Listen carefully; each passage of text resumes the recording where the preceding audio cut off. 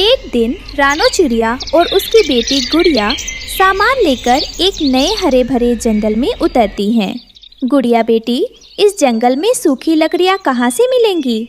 मैं किसी से पूछ कर आती हूँ, आप यहाँ बैठ जाएं। मम्मा, क्या हम लकड़ियों के बिना घर नहीं बना सकती? नहीं बेटी, लकड़ियों के बिना घर कैसे बन सकता है? रानो चिड़िया अपनी बेटी को एक पेड़ के नीचे बैठाकर चली जाती है। रानो चिड़िया एक बूढ़ी फाख्ता के पास जाती है। माँ जी, मैं इस जंगल में नई आई हूँ। मुझे और मेरी बेटी को अपने लिए घर बनाना है। हमें घर बनाने के लिए सूखी लकड़ियाँ कहाँ से मिलेंगी? बेटी, ये जंगल हरा भरा है। इस जंगल में तो सूखी लकड़ियाँ नहीं हैं। आपको अगर घर बनाना है तो दूसरे जंगल से सूखी लकड़ियाँ लानी होंगी। मैं तो अकेली हूँ, मैं अकेली ये सब कैसे कर सकती हूँ? ठीक है माँ जी, मैं तिनकों से अपना घोंसला बना लेती हूँ और फिर जब बारिश होगी तो देखा जाएगा। रानो वहाँ से उड़ती है और अपनी बेटी को लेकर लकड़ी तलाश करने निकलती हैं। तब उसकी नज़र एक नारियल के पेड़ पर पड़ती है। वो सामने नारियल का पेड़ है। उस नारियल के पेड़ पर नारियल के फल भी लगे हुए हैं। हम दोनों माँ बेटी उस नारियल के फल को भी तो अपना घर बना सकती हैं। गुड़िया चिड़िया उड़कर नारियल के पास जाती है और उसमें चोंच मारकर छेद करती है। वह पानी पीती है और अंदर बैठ जाती है। थोड़ी देर में रानो आती है। गुड़िया, गुड़िया बेटी, कहाँ हो आप? मम्मा, मैं यहाँ हूँ, नारियल के अंदर। गुड़िया बेटी, क्या इस नारियल में मेरे लिए भी जगह है? हाँ मम्मा, हम दोनों माँ बेटी इसके अंदर आसानी से रात गुजार सकती हैं। मुझे सूखी लकड़ियाँ नहीं मिली, लेकिन ये भी अच्छा है। ये नारियल का घर सुरक्षित भी है और मजबूत भी। रात हो जाती है, दोनों उसी में सो जाते हैं। अगली सुबह कालू कौवा और गोरी कौवी वहाँ आते हैं। कालू जी, मुझे तो भूख लगी है, कोई फल खाने को दिल कर रहा है। वो देखो, सामने नारियल के पेड़ पर एक नारियल का फल लगा हुआ है। हम वो फल जाकर खा लेते हैं। कौवे नारियल पर चोंच मारती हैं। अंदर आवाज आती है। मम्मा, ये आवाज कैसी है? शायद कोई हमारे नारियल के घर को बाहर से चोंच मार रहा है। रानो और गुड़िया बाहर निकलती हैं। कौवा, कौवा रुक जाओ, इसे मत खाओ। ये तो मेरा और मेरी बेटी का घर है। घर है? ये कैसा घर है? ये तो हमारा भोजन है। घर बनाना है तो कहीं और जाकर बनाओ। हम तो ये नारियल खाकर अपनी भूख मिटाएंगे। कौवे नारियल खाने लगते हैं। रानो और गुड़िया बेघर हो जाती हैं। मम्मा, इन कौवों ने तो हमारा घर ही खा लिया। अब हम कहाँ जाएंगी? चलो गुड़िया बेटी, हम किसी और जगह चली जाती हैं। वे पहाड़ों की तरफ जाती हैं, जहाँ एक बड़ा अनार का पेड़ मिलता है। मम्मा, अगर हम इस अनार के फल को अपना घर बना ले तो कैसा रहेगा? हाँ बेटी, हम इस अनार के फल को अंदर से खाकर खाली कर लेती हैं और फिर आराम से इस घर में रह लेंगी। वे अनार खाली करके उसमें रहने लगती हैं। शाम को मिट्ठू तोता आता है। चिड़िया, चिड़िया, तुम इस अनार से बाहर निकल जाओ, मैं इसे खाने आया हूँ। तोते भैया, ये अनार का फल अब मेरा घर है, मैं अपना घर नहीं छोड़ सकती।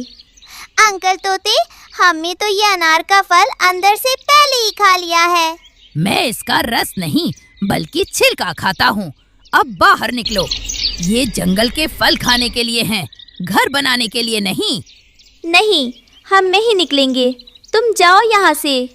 मैं अभी कौवों को बुला कर लाता हूँ। तोता कौवों के पास जाता है। कौवे, कौवे, एक चिड़िया ने अनार के फल में अपना घर बना लिया है, उसे बाहर निकालो। मैं उस फल को खाना चाहता हूँ। वो चिड़िया कभी नारियल को घर बनाती है, कभी अनार को। अब तो उस चिड़िया को जंगल से बाहर ही निकालना होगा। कौवे और तोता रानो के पास आते हैं।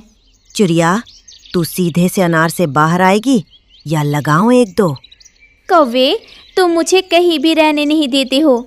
मैं जहाँ भी घर बनाती हूँ तुम वहाँ ही आ जाते हो।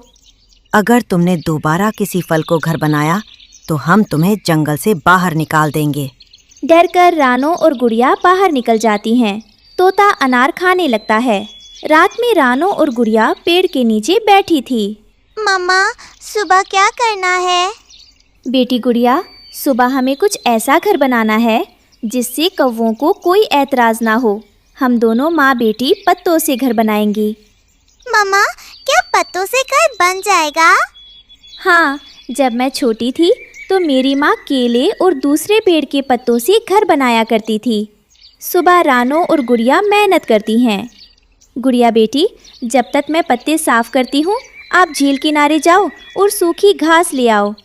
वे दोनों मिलकर शाम तक केले के पत्तों का सुंदर घर बना लेती हैं। शाम को भारी बारिश और तूफान आता है। माँ, आसमान को देखो, काले बादल आ रहे हैं।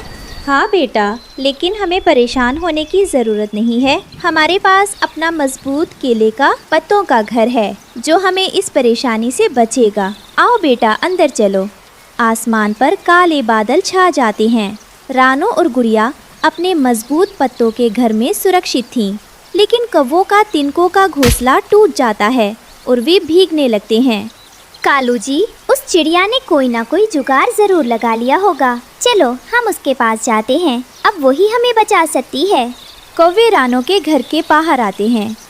चिड़िया, चिड़िया बात सुनना। रानो दरवाज़ा खोलती है। कौवे, अब क्या पत्ते भी तुमने खाने हैं? मैंने तो इस बार पत्तों का घर बनाया है। चिड़िया बहन, हमें माफ कर दो और हमें अपने पत्तों के घर में थोड़ी देर आ लेने दो। हम बारिश में भीग रहे हैं।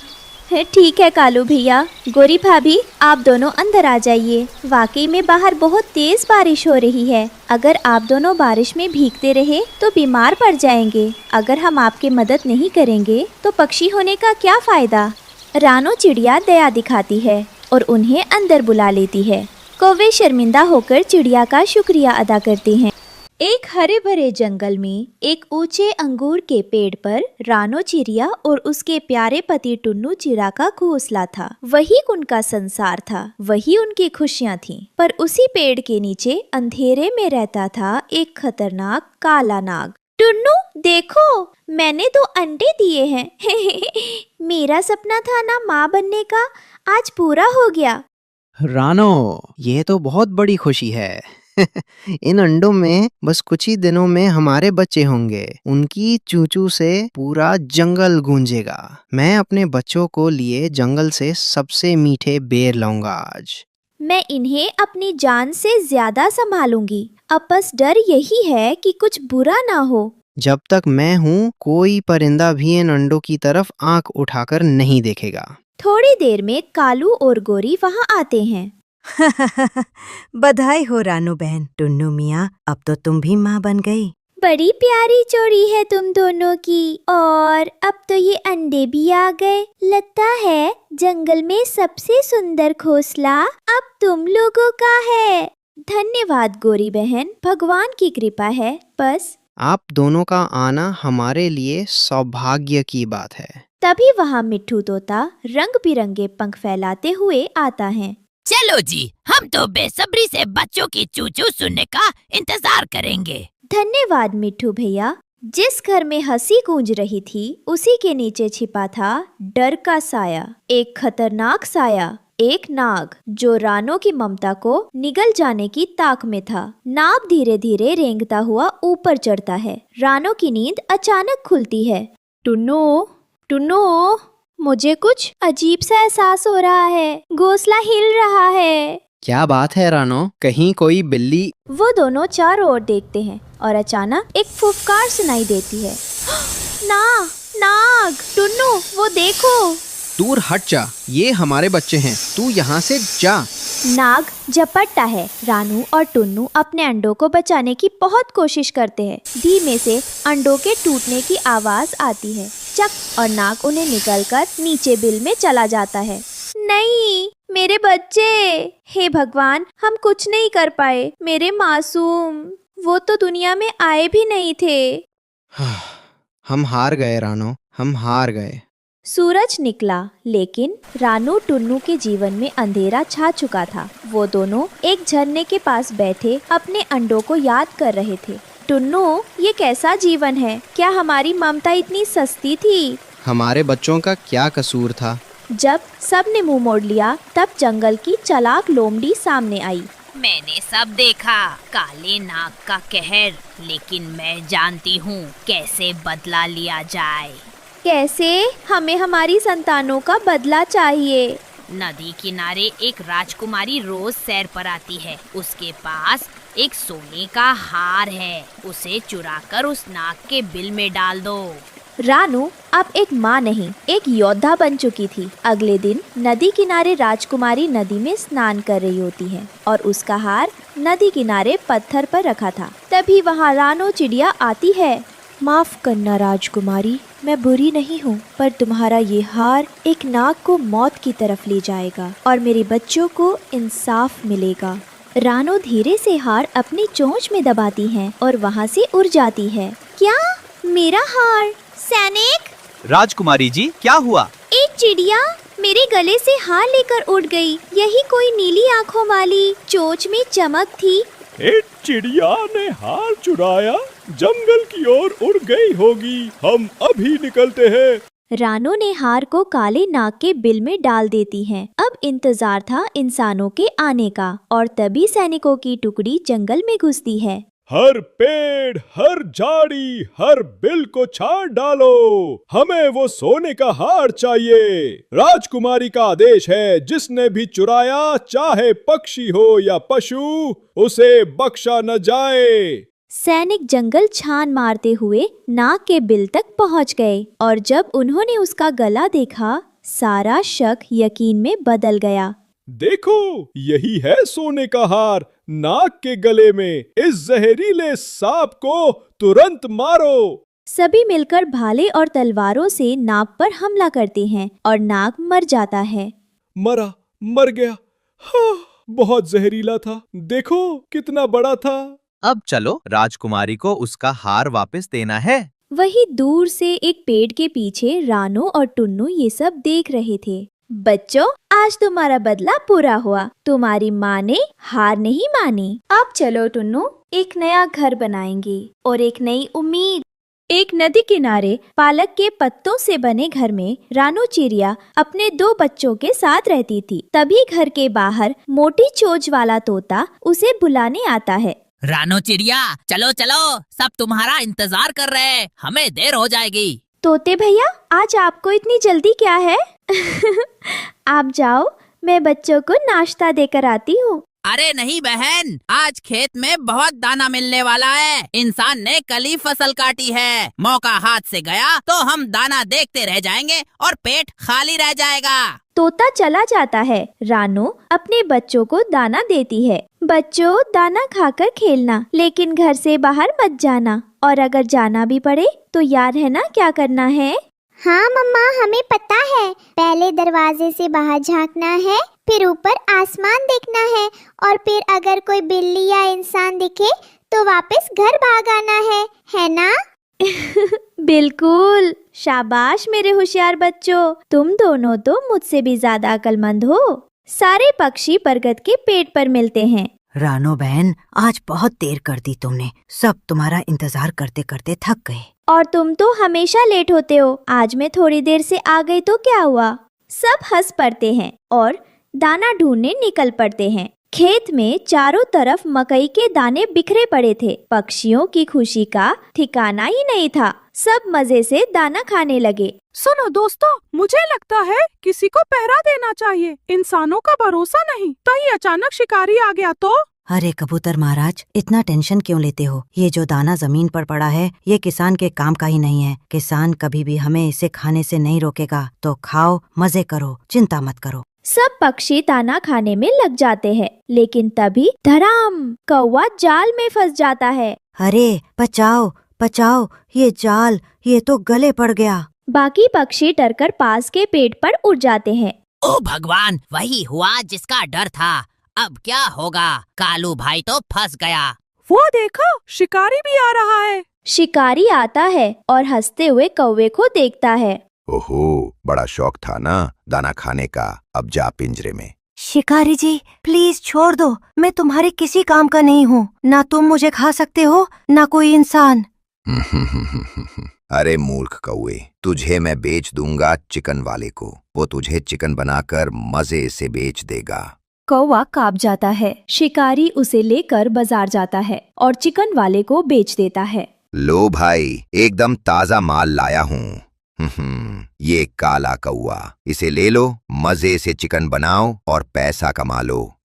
अरे ये क्या लाए हो? ये तो कौवा है, मुर्दा नहीं, और ऊपर से बूढ़ा भी। इसको कौन खरीदेगा भाई? हाँ, सही बोल रहा है। मैं तो सीनियर सिटीजन हूँ, मुझे छोड़ दो, तुम्हारा भला होगा। चुप कर, तू बहुत बोलेगा तो सच में कबाब बना दूंगा। ये तो बूढ़ा कौवा है, इसका मांस तो पत्थर जैसा सख्त होगा, लेकिन चलो 50 रुपए दे देता हूँ। अरे ऐसा मत बोल, देख कितनी मोटी ताजा चोंच है, कितने मोटे पंख हैं, मजे से बेच देना। कम से कम 200 रुपए तो दे। 200 रुपए? ये तो मजाक कर रहे हो। इतना तो मैं एक भले मोटे मुर्गे के भी नहीं देता। 50 रुपए इतना सस्ता? मैंने इसे जाल में फंसाने के लिए कितनी मेहनत की। जाल, दाना, टाइम सब मिलाकर तो कम से कम 150 रुपए का खर्चा हुआ। 50 रुपए से ज्यादा नहीं मिलेगा, वरना वापस ले जाओ अपने कौवे को। मैं तो वैसे भी पुलिस के डर से इसे रखना नहीं चाहता। कहीं पता चला तो लोग कहेंगे कि चिकन वाला अब कौवे भी बेचता है। दूर से कालू के दोस्त पक्षी उसे देखते हैं और परेशान हो जाते हैं। अब क्या करें? हमारा कालू भाई तो गया। नहीं, हमें अच्छे इंसान से मदद लेनी होगी। चलो किसान के पास। अरे अगर उसने सच में उसे बेच दिया तो? बेचारा कालू। नहीं, अभी सब खत्म नहीं हुआ। अगर हम सब मिलकर कोशिश करें तो अपने दोस्त को बचा सकते हैं। डरने से कुछ नहीं होगा। लेकिन इंसानों से मदद मांगना, क्या वो हमारी सुनेंगे? कहीं हमें भी पकड़ लिया तो? सब इंसान बुरे नहीं होते, हमें अच्छे इंसान से मदद लेनी होगी। चलो किसान के पास, वही हमारी आखिरी उम्मीद है। वे किसान की पत्नी से मदद मांगते हैं। माजी माजी हमारी मदद करो, शिकारी ने हमारे दोस्त कौवे को पकड़कर बाजार में बेच दिया है। अरे बाप रे, ये तो बहुत गलत हो रहा है। शिकारी ने इतना बड़ा पाप किया है। हाँ माजी, हमें नहीं पता अब क्या करें। अगर आप चाहें तो हमें रास्ता दिखा सकते हो। तुम चिंता मत करो बच्चों, मैं जानती हूँ मेरे पति खेत में काम कर रहे हैं। वे तुम्हारी इस मुसीबत में जरूर मदद करेंगे। सभी पक्षी किसान के खेत पर जाते हैं। किसान खेत में चारपाई बिछाकर बैठा था। तभी उसके पास रानो और उसके दोस्त पक्षी घबराए घबराए पहुँचते हैं। किसान भैया, जल्दी हमारी मदद करो। शिकारी ने हमारे दोस्त कालू को पकड़ लिया है और बाजार में बेच दिया। अगर आप मदद नहीं करेंगे तो कालू भाई हमेशा के लिए हमसे बिछड़ जाएगा। क्या? ये तो हद हो गई। इंसान होकर इतना निर्दयी, बेचारे पक्षी को पकड़कर बेचना, ये तो पाप है। तुम लोग चिंता मत करो, जब तक मैं हूँ कोई तुम्हारे दोस्त को नुकसान नहीं पहुँचा सकता। सच किसान भैया, आप हमारी मदद करेंगे? किसान मोबाइल निकालता है और नंबर डायल करता है। पुलिस जी, यहाँ एक लालची कसाई कौवे को चिकन बनाकर बेच रहा है, जल्दी बाजार में आइए। पक्षी खुश हो जाते हैं। रानो बहन, लगता है अब हमारा कालू भाई बच जाएगा। और तुम सब मेरे साथ कसाई की दुकान पर चलो, कहीं देर ना हो जाए। इधर चिकन वाला कौवे को पकड़ने की कोशिश करता है। आजा, आजा, तू बचकर कहाँ जाएगा? कौवा बार बार पिंजरे में इधर से उधर भागता है। अरे इंसान, मेरा मांस खाकर तो तुम्हारे दांत भी टूट जाएंगे, छोड़ दे मुझे। तभी पुलिस आ जाती है। हाथ ऊपर कर, तू धोखेबाज कसाई, कौवे को चिकन बनाकर बेच रहा था। चिकन वाला पकड़ा जाता है। किसान कौवे को आजाद कर देता है। धन्यवाद दोस्तों, आज मेरी जान बच गई। सच कहूँ तो दोस्त हों तो ऐसे, वरना न हो। सब हंसते हैं और खुशी खुशी जंगल लौट जाते हैं। हमेशा दोस्ती निभाना और मिलकर काम करना। और हाँ, इस कहानी को लाइक, शेयर और सब्सक्राइब करना मत भूलना। बरसात का मौसम था। आसमान में काले बादल छा गए थे। छोटे छोटे पंछी अपने घरों में छिप रहे थे। रानो चिड़िया की छोटी सी झोपड़ी के ऊपर बारिश की बूंदें टप टप गिर रही थी। अरे रानो, आज फिर आधा दिन बारिश में उड़ उड़ कर दाने ढूंढे। पंख इतने भीग गए कि उड़ान भी भारी लगने लगी। जेब मतलब चोंच में बस 2 दाने आए हैं। ये मौसम तो हमें पूरा डुबो देगा। तुम रोज ही भीग जाते हो टुन्नू, लेकिन अब ये हमारी टालियों वाली झोपड़ी भी टपकने लगी है। देखो, ऊपर से पानी सीधे घोंसले में आ रहा है। गुड़िया तो ठंड से कांप रही है। अम्मा, मेरे घोंसले वाले कोने में जहाँ मैं सोती हूँ वहाँ भी पत्तों से पानी टपक रहा है। तकिए मतलब पत्ते के नीचे। दोस्तों, ये रहे हमारी आज की वीडियो के प्यारे सब्सक्राइबर्स और फॉलोअर्स के नाम। समरजीत सिंह, अंजू यादव, वनीता, शबाना, सुनंदा और जो नहीं चुने गए, चिंता मत करो, अगली बार तुम भी बन सकते हो जंगल के सुपरस्टार। दोस्तों, अगर आप भी चाहते हैं मैं आपका नाम अपनी कहानी में लूं, तो देर किस बात की, जल्दी से कमेंट करके अपना नाम हमें भेजें। टपक रहा है। तकिए मतलब पत्ते के नीचे सब गीला हो गया। अरे मेरी नन्ही चिड़िया, तू चिंता मत कर। अभी बाबा डाल पे चढ़ के सूखी पत्तियों से ढक देगा, फिर कोई बूंद अंदर नहीं आएगी। तुम्हें भी अपना ध्यान रखना चाहिए टुन्नू, रोज भीग कर लौटते हो, पंख सुखाने का भी वक्त नहीं मिलता। अगर तुम बीमार पड़ गए तो ये घोंसला कौन संभालेगा? अरे हम परिंदे हैं रानो, बारिश और हवा तो हमारी किस्मत में लिखी है। लेकिन हाँ, अगर हमारे पंख भी जवाब दे दें तो उड़ान मुश्किल हो जाएगी। बाबा, मैं आपकी मदद करूंगी। मैं ऊपर उड़कर पन्नी फैला देती हूँ ताकि पानी अंदर ना आए। नहीं बेटा, ऊपर की डाल फिसलम भरी है। रहने दो रानो, हमारी गुड़िया छोटी जरूर है लेकिन पंखों में दम है। जाओ बेटा। छत से पानी टपकता है, बर्तन रखे जाते हैं। गुड़िया बेटा, ऊपर जाकर वो नीला तिरपाल फैला दे, वरना रात को हम सब भीग जाएंगे। गुड़िया छत पर जाती है, हवा और बारिश में फिसलते हुए तिरपाल फैलाती है। बरसात में हर कोई अपने घर को बचाने में लगा था। कोई डालियों में छुपा था, कोई पत्तों के नीचे और कोई अपने घोंसले की मरम्मत में। लेकिन कालू कौवा और जंगल का तोता दोनों तो दूसरों का मजाक उड़ाने में सबसे आगे थे। अरे तोते भाई देख नीचे, ये गरीब रानो और उसका मजदूर पति टुन्नू तिरपाल से घर ढक रहे हैं। सोच रहे हैं इससे उनका घर बच जाएगा। हा हा हा कालू, इनकी चोंच में तो बस 2 दाने आते हैं और बातें करते हैं रंग बिरंगे घर की। अरे भाई, दाने भी उधार के खाते हैं और सपने मोर के पंख जैसे चमकदार। ये चिड़िया तो बस सपना ही देख सकती है। और देखो, वो छोटी गुड़िया चिड़िया ऊपर चढ़कर पत्ते फैला रही है। अरे बारिश में फिसल कर गिर जाएगी तो फिर रोना धोना मच जाएगा। दोनों ठहाका लगाते हैं। इन गरीबों को देख देख के मजा आता है। मेहनत करते हैं लेकिन नतीजा वही टूटी डाल, वही टपकता घोंसला। बारिश अब हल्की हो गई थी। रानो चिड़िया अपनी झोपड़ी के बाहर पानी झाड़ रही थी। तभी रानी चींटी आती है। उसके पीछे छोटी छोटी चींटियां पंक्ति बनाकर चल रही थी। लानो, मैंने सब सुना। वो कालू कौवा और जंगल का तोता ऊपर डाल पर बैठकर तुम्हारा मजाक उड़ा रहे थे। कहते हैं तुम्हारा घर पक्का नहीं बन सकता। हाँ रानी, लेकिन मैं इनकी बातों पर ध्यान नहीं देती। गरीबी में भी अगर दिल रंग बिरंगा है तो घर भी सुंदर लगता है। क्यों नहीं, कोई हमारी मेहनत का मजाक उड़ाए तो गुस्सा आना चाहिए। देख रानी, गरीबी में भी अगर दिल रंग बिरंगा है तो घर भी सुंदर लगता है। हमारे घर में बस 2 दाने हैं, लेकिन यहाँ प्यार की गर्मी है जो किसी भी बारिश से ज़्यादा बड़ी है। सही कह रही हो रानो, घर लकड़ी पत्तों से नहीं, हिम्मत और दोस्ती से बनता है। और रानी मौसी, हम रंग बिरंगे पंखों से भी घर सजाएंगे। वाह, मैं और मेरे चींटे भी मदद करेंगे। हम फूलों की पंखुड़ियाँ और सूखी टहनियाँ ला कर देंगे। बाहर बारिश अब भी थोड़ी थोड़ी हो रही थी।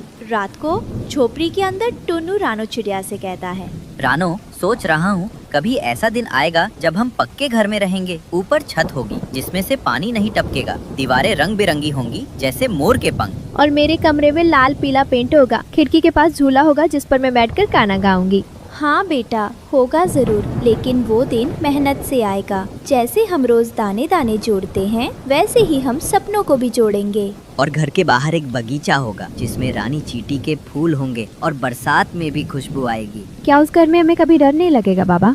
नहीं बेटा, क्योंकि उस घर की दीवारें प्यार से बनी होंगी और जहाँ प्यार हो वहाँ डर नहीं आता। जंगल में तूफानी रात सिर्फ बारिश की नहीं होती, कभी कभी कोई शिकारी भी निकल पड़ता है। और आज आसमान से एक बड़ा शिकारी उतर रहा था, भुल्ला चील। आहा, ये तिरपाल का घर ज्यादा देर नहीं टिकेगा रानो। और तुम्हारी नन्ही गुड़िया, ये तो आज मेरी दावत बनेगी। बुल्ला, पास मत आना, ये मेरी बेटी है, मेरी जान है। तुम शिकारी हो, लेकिन हम अपने बच्चों के लिए जान दे देंगे। जान देकर भी मुझे नहीं रोक पाओगे मजदूर चिड़े। मेरी भूख बड़ी है और ये नन्ही चिड़िया बहुत मीठा शिकार होगी। चील बिजली जैसी तेजी से झपटता है और गुड़िया को अपने पंजों में पकड़ लेता है। गुड़िया चीखती है, अम्मा, बाबा, बचाओ। अगली सुबह बारिश थोड़ी थम गई थी। रानी चींटी अपने सैनिकों के साथ रानो के पास आती है। रानो, मैंने सब सुना। भुल्ला चील ने तुम्हारी गुड़िया को पकड़ लिया है। चिंता मत करो, मैं और मेरे सैनिक उसे वापस लाएंगे। लेकिन रानी, वो चील का इलाका बहुत खतरनाक है। वहाँ बड़े बड़े पेड़, ऊंची चट्टानें और तुम्हारी जान को भी खतरा होगा। दोस्ती में खतरा नहीं गिना जाता रानो। तुमने पहले भी हमारी मदद की है, अब हमारी बारी है। रानी चींटी और उसके सैकड़ों छोटे छोटे सैनिक पंक्ति बनाकर चील के इलाके की तरफ बढ़ते हैं। रास्ता ऊबड़ खाबड़ था। वही भुल्ला चील आग जलाकर बैठा था। आज दावत पक्की है। इतनी नन्ही चिड़िया, इतनी कोमल, वाह। तभी चींटियां चुपके से घोंसले पर चढ़ने लगती हैं। सैकड़ों चींटियां चील के पैरों और पंखों पर चढ़ जाती हैं और जोर जोर से भाले से हमला करती हैं। अरे ये क्या है? अरे हटो! ओह ओह, मेरे पंख, मेरी टांगें! चील घबराकर इधर उधर भागता है और रानी गुड़िया को वहाँ से बचा लेती हैं। रानी मौसी, चल बेटा, जल्दी घर लौटते हैं। तुम्हारी अम्मा तुम्हारा इंतजार कर रही है। सभी मिलकर घर वापस लौटते हैं और रानो अपनी गुड़िया को गले लगाती है। और इस कहानी से ये सीख मिलती है, सच्ची ताकत बड़े पंखों में नहीं बल्कि बड़े दिल में होती है। चाहे हालात कितने भी मुश्किल हो, मेहनत, हिम्मत और दोस्तों का साथ हर सपने को सच कर देता है।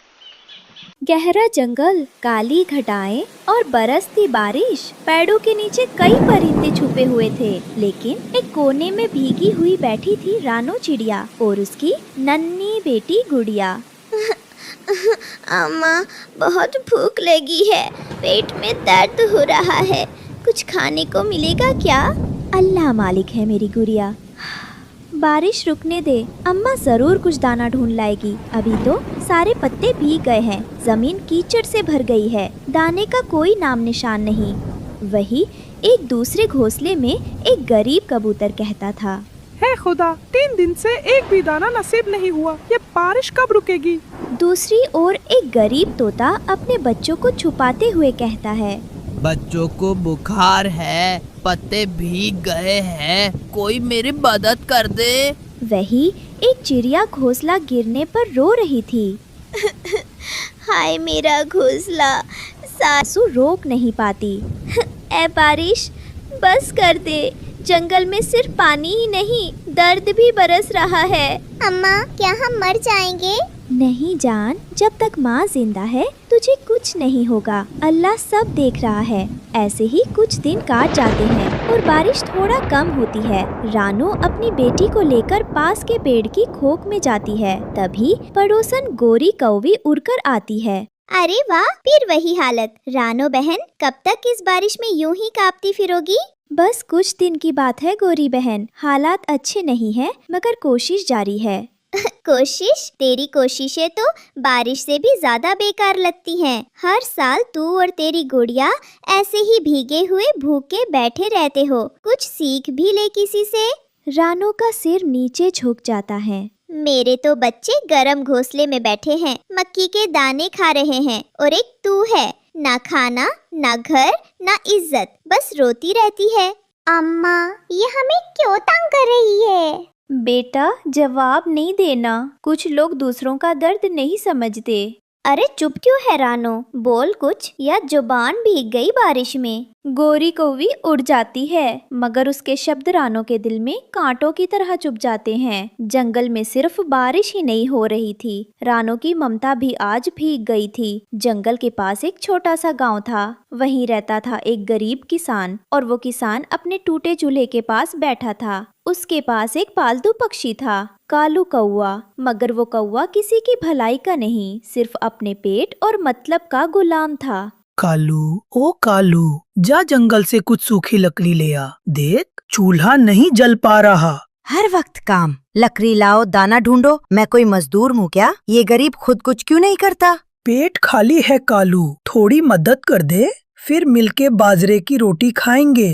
रोटी? सिर्फ रोटी? मुझे तो मलाई चाहिए। वो रानो चिड़िया आजकल कुछ ज्यादा ही चमक रही है जंगल में। सुना है कोई जादुई चीज मिली है उसे। कालू की आंखों में चालाकी चमकती है। ठीक है, मैं जा रहा हूँ जंगल, मगर इस बार लकड़ी नहीं, कोई असली खबर लाऊंगा। क्या मतलब? किसान को कुछ समझ नहीं आता, मगर कालू अपने मन में एक चाल बनाकर उड़ जाता है। रानो और गुड़िया जंगल में सूखे बीज खोज रही थी। तभी एक पेड़ के नीचे अजीब सी चमक दिखाई देती है। अम्मा, बहुत थक गई हूँ, पैरों में कीचड़ लग गया। बस थोड़ी देर और बेटा, शायद कहीं सूखी जगह मिल जाए बैठने को। अम्मा देखो, वो पेड़, उसके नीचे कुछ लहंगे जैसे चमक रहे हैं। यार अब ये क्या मंजर है? ये तो लहंगे हैं। ये कहाँ से आए? इतने सुंदर और नर्म लहंगे। दोनों पेड़ के पास जाती हैं और पेड़ की डाल हिलती है और मीठी आवाज आती है। रानो, तू नेक दिल है। ये लहंगे अब तेरे हैं। इन्हें इंसानों को बेचकर अपने दुख दूर कर। क्या ये सपना है? नहीं, ये इनाम है तेरे सच्चे दिल का। तू रोज सुबह आना और ठेला भर के लहंगे ले जाना और इंसानों की बस्ती में जाकर इन्हें बेचना। ईमानदारी से बेचना, सबकी दुआएं लेना, और देख तेरी तकदीर कैसे बदलेगी। शुक्र है मालिक, मुझे मेहनत का रास्ता मिला है। मैं इन लहंगों को बेचूंगी और अपनी गुड़िया को भूख से आजाद करूंगी। अम्मा, क्या अब हम भी अच्छी जिंदगी जी सकेंगे? हाँ मेरी जान, अब वक्त बदलने वाला है। कुछ दिन बीते। जंगल की सुबहों में अब एक नया नजारा दिखाई देने लगा। रानो चिड़िया अब हर सुबह अपने छोटे से ठेले पर रंग बिरंगे लहंगे लेकर इंसानों की बस्ती में जाकर उन्हें बेचती थी। लहंगे ले लो, रंग बिरंगे लहंगे ले लो। अम्मा, कल वाली आंटी ने कहा था तुम्हारे लहंगे बहुत नर्म हैं। उन्होंने 3 खरीदे थे। दूर पेड़ पर बैठी गोरी कौवी दूरबीन जैसी नजरों से उन्हें देख रही थी। हाय रे किस्मत, ये रानो तो जैसे रानी बन गई। कल तक जो भीगी हुई पंख वाली थी, आज ठेला लेकर इधर उधर उड़ रही है और मैं तो बस देख रही हूँ। तभी पीछे से कालू कौवा आता है। क्या बात है गोरी बहन, आज मुंह कुछ ज्यादा ही खींचा हुआ लग रहा है। क्यों ना खींचे, देखो ना उस पट्टी सी रानो को, कैसे ठेले में चमकते लहंगे लिए फिर रही है। मैंने भी सुना है उसके पास कोई जादुई चीज है, शायद कोई पेड़ जो उसे रोज लहंगे देता है। सच? पेड़? जादू? तो फिर क्या कर रहे हो कालू? तुम तो बहुत चालाक हो, ले क्यों नहीं लेते उससे सब कुछ? बस अब वही करने निकला हूँ। आज रात मैं जाऊंगा उस पेड़ के पास और सब लहंगे उठा लाऊंगा। फिर रानो क्या, पूरा जंगल मेरे पीछे घूमेगा। वाह, फिर तो मुझे भी 2-4 लहंगे दिलवा देना, मेरी ननद की शादी है। शादी तो तेरे दिमाग की हो रही है पगली। चल तू देख, अब रानो की उड़ान मैं काटता हूँ। चांदनी रात थी। जंगल में हर तरफ सन्नाटा था। रानो और गुड़िया ठेला लगाकर थककर सो चुकी थी और उधर कालू कौवा उड़ता उड़ता उस जादुई पेड़ तक पहुंच चुका था। वाह, क्या बात है, ऐसे लहंगे तो इंसानों के मेले में भी नहीं मिलते। अब ये सब मेरा होगा। रानो, उसका तो नामो निशान नहीं रहेगा। वो धीरे से उड़कर पेड़ के पास आता है। पंख फैलाकर एक लहंगे को उठाने ही वाला होता है, तभी पेड़ की डालें हिलने लगती हैं और एक गूंजती हुई आवाज आती है जा कालू, ये लहंगे तेरे जैसे के लिए नहीं हैं। कौन? ये क्या हो रहा है? ये लहंगे नेक दिल रानो के लिए हैं, जिसने कभी किसी का बुरा नहीं चाहा। और तू तो लालची है, धोखेबाज है, और अब तुझे सजा मिलेगी। एक तेज चमकता हुआ प्रकाश नीचे गिरता है। कालू की आंखें चौंधिया जाती हैं। अरे बचाओ, मेरी आंखें, मेरा पंख जल रहा है। उसका एक पंख जल जाता है। वो झाड़ियों में गिर पड़ता है। अरे ये क्या कर दिया तूने? मैं तो बस देख रहा था। झूठ, जो दूसरों की मेहनत छीनना चाहता है उसे यही अंजाम मिलता है। अब जा और कभी लौट कर मत आना। कालू जैसे तैसे उड़कर भागता है। अगली सुबह जंगल और गांव में एक नया सूरज निकला था। रानो चिड़िया अपनी बेटी गुड़िया के साथ लहंगों से भरा ठेला लेकर इंसानों की बस्ती पहुंची। हाय, ऐसा लहंगा तो बाजार में भी नहीं देखा। कितना मुलायम है और रंग तो जैसे चांदनी। बहन, मुझे भी दो, मेरी बेटी की सालगिरह है। आप सबको मिलेगा।